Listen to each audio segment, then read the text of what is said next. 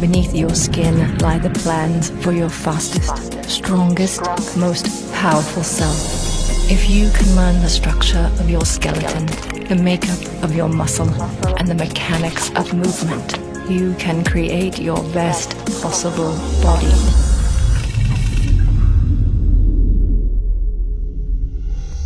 I'm Mike Robertson. This is Built by Science.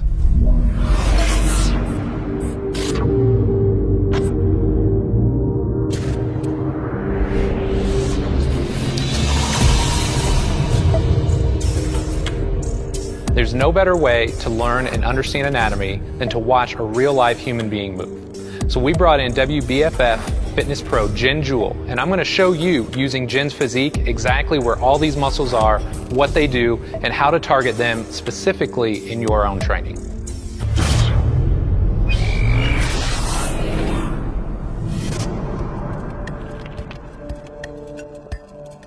So when we're talking about the abdominals, it's important to note that there are three unique subsections to your abs. We're going to work our way from the inside out.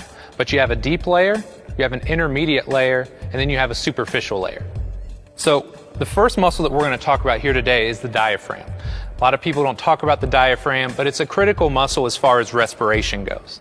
So what you're going to imagine here, from the front inside of your rib cage, your diaphragm comes up all the way around, and then it actually attaches onto your lower back.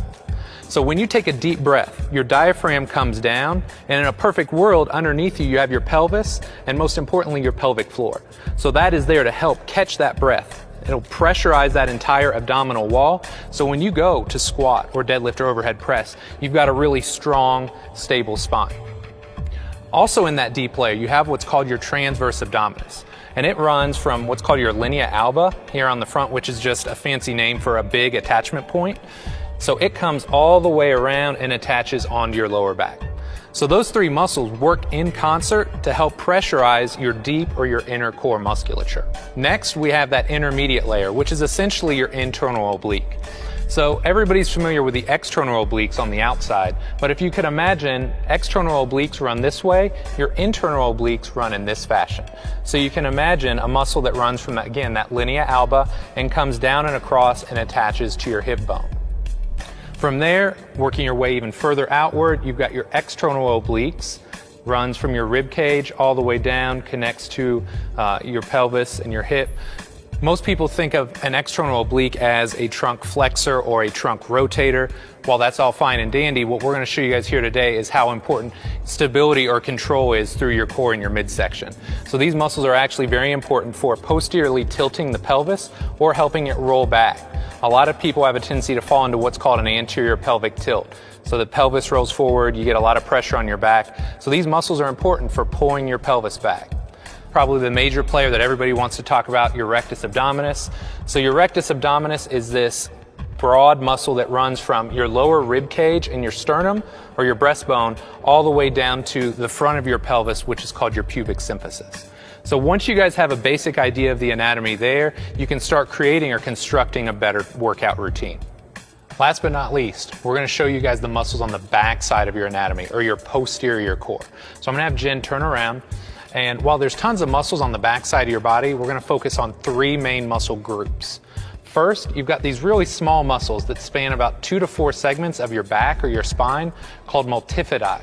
Now you're never going to see these muscles, but they're important because they help give your spine or your back feedback to your brain as to where it is in space, and they help you control little movements throughout your spine. So you've got your multifidi, you've got a big muscle called your quadratus lumborum, or QL for short. And it actually runs from the top of your hip all the way up to your lower back. It's important as far as side-to-side motion goes. More importantly, for our purposes, it's really important for preventing side bending. As you're going to see, the lumbar spine is very important for controlling or resisting motion. Last but not least, you've got these big muscles that everybody knows on the back side. They're called your erector spinae. And they run from your sacrum and the top of your hip all the way up. They connect to the back of your rib cage, all the way up to the neck, and even as high as the base of your skull. So these muscles are really important as far as controlling motion. Again, think about squatting, think about deadlifting, where you've got a heavy weight on your back. You want to maintain a little bit of extension through your lower back. That's where your erector spinae come into play.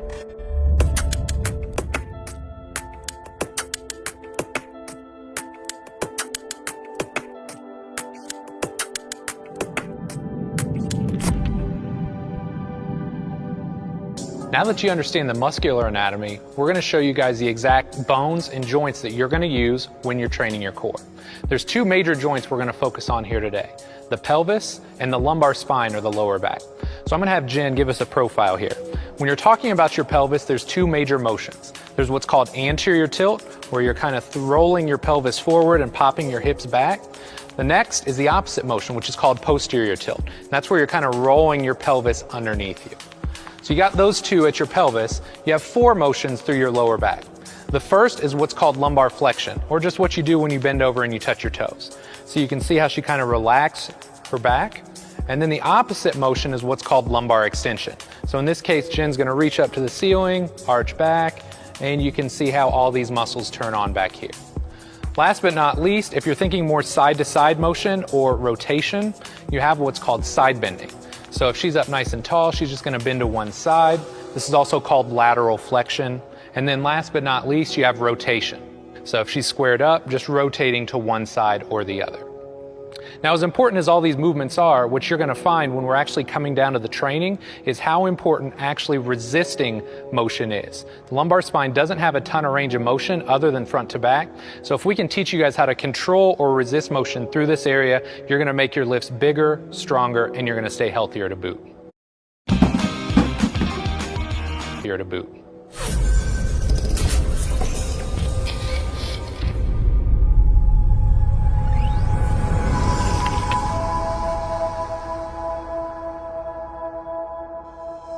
We've covered the muscles, we've covered the skeleton. Now we're going to show you guys the exact movements that your core is designed to do.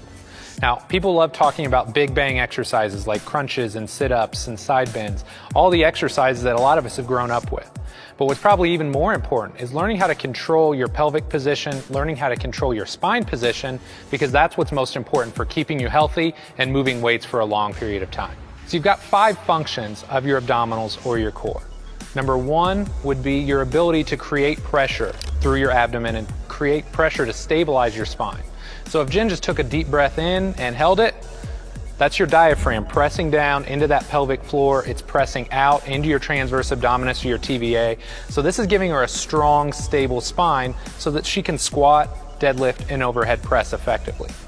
The next motion is, most people would think of trunk flexion, but instead the true second function would be controlling extension through your lumbar spine or lower back. So if Jen were to arch back, all right, this is fine, but you got to be able to control it, and a lot of people struggle with that. So this is where you have your rectus abdominis, you have your external obliques, you have your internal obliques. So all those muscles connect to that front side of your pelvis, and they help you control your pelvis and your lower back position. Third, you've got what's called side bending or lateral flexion. So if Jen were to side bend to her side, you can see her external obliques, her internal obliques, that big muscle on the back called her QL, those muscles are important for helping her stay neutral. So if you imagine carrying a bag of groceries, one side's really heavy, you need the opposite side to be strong to control that motion. Fourth, you've got what's called anti-rotation. So obviously people spin side to side. If Jen goes side to side, you can get a feel for that motion. But what's really important, you have your rectus abdominis, your internal obliques, your external obliques, and even your TVA. If you remember that deep muscle that runs kind of side to side across your abdomen, all those muscles are important for controlling rotation side to side. Last but not least, the 5th role of your core is the ability to resist flexion. So if Jen went ahead and turned around here for me, the ability to bend over and touch your toes is important. But as you guys can imagine, if you're squatting or deadlifting in this position, it's not going to end well. You're either going to end up injured or you're not going to be able to move as much weight as possible. So the ability to resist flexion or keep yourself from getting rounded over is not only going to keep you healthier, but it's going to allow you to squat, deadlift, and overhead press more weight.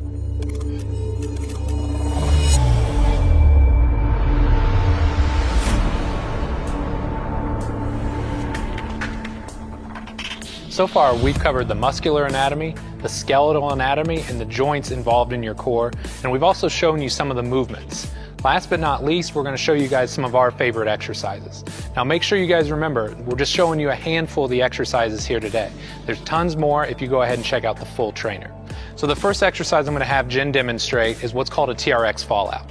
So Jen's going to set up on her toes, her hands are going to be underneath her shoulders, and what I like to cue my clients to do is to exhale just a little bit. And if she does that, you can see her ribs come down, From this position, all she's going to do, literally allow her hands to fall out in front of her body, keeping her abs nice and tight, and then pull herself back. So when you get out into this position, you're using your rectus abdominis, your internal obliques, your external obliques to help control that motion. And in that bottom position, you're really focused on what's called neutral spine. So a neutral position between her neck, her upper back, and her buttocks. TRX fallout is a fantastic exercise, not only because it's going to help you sculpt the kind of physique that you're looking for, but it's also going to create balance front to back. A lot of the clients that I work with are very tight or very stiff through their lower back, and they need a strong set of abs to help offset that. So if you train the TRX fallout, it's going to help you create that balance front to back to not only keep your back healthy, but allow you to push more weight in the squat, deadlift, and overhead press.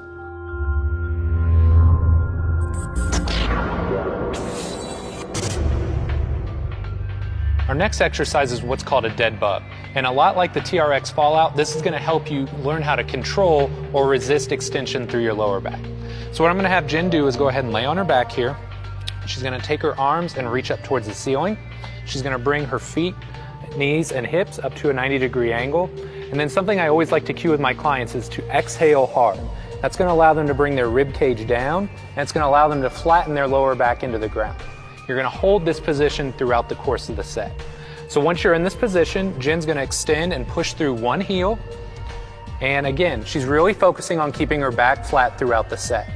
The natural tendency is going to be to arch or extend your lower back, and you don't want to let that happen. So again, ribs down, back flat, and then pushing long or reaching long through the heel.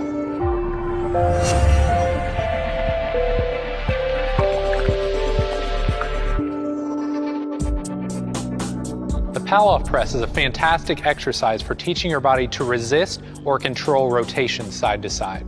What I'm going to have Jen do here, she's going to go ahead and grab our attachment. She's going to pull to her chest, and then from this position, she's going to stand up nice and tall and extend the weight out in front of her body.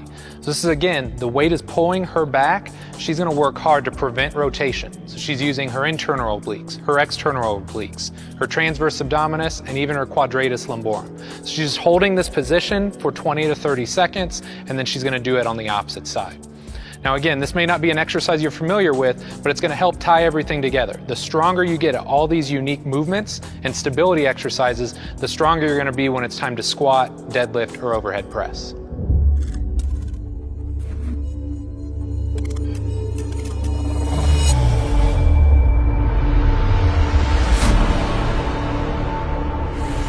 The final exercise in our demonstration is called a suitcase deadlift. And this is a great exercise because it's going to teach you how to control side-to-side motions through your core and through your spine.